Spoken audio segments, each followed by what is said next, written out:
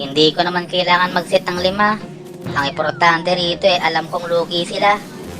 Pag bumitaw ko ng set dito, yung tipong di na sila makaka-plug at alam ko nakaporma na yung mga kampi ko.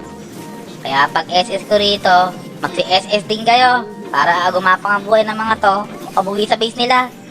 Minsan nadadali rin tayo rito kasi alam mo yung segundo lang na magkakasama sila, bihira lang yon. Kaya pag nakita ko yung pagkakataon na yon, sinesitan ko. Basta alam ko may kampi ako dyan, kahit isa lang, papalag ako, bahala na mamatay. Dito, nagsenyas naman ako sa MM, nag-invisible ako kasi alam ko mag-SS ako dito. Pag SS ko, yung MM umatras, natakot yata dun sa kalaban namin. Late na nagsipasok, ako tuloy yung namatay. Awit sa inyo pre. Another set na hindi na naman na-convert, ang ganda sana.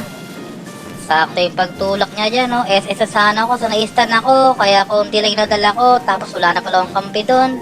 Awit. Masyado nang maasim tong kalaban namin. Sinusugod na kami sa tore. Di bale, antay lang ako ng konti. Ayun, lima kami, dalawa lang kayo. Tigas sa mukha nyo. Tapos nahirapan kami patayin tong isang to. Aba, buti nahabal pa siya yan yung core namin. Tapos ako rito, may Eudora, susugurin ko to para matakot lang. Tapos balik na ako nyan. Tapos yung kampi ko rito, MM matapang, hindi po umuwi. Ayan tuloy, may Leslie dyan. Ako, one shot ka lang, naipit pa tuloy ako, nadamay pa. Sayang mga set ko, ang hina ng MM namin, tignan nyo gagawin niya. Oh, ang ganda ng set ko, tapos gagawin niya. Galing no? Umatras. Yung mga kampi ko rito, nawawalan ng pag-asa. Ako, gagawa pa rin ako ng pangarap.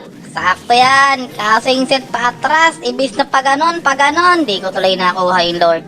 Hanggang sa uling pagkakataon mag-set ako, nakahuli na naman ako rito, kaso hindi ko alam bakit hindi ma-convert ng mga kampi ko yung kill.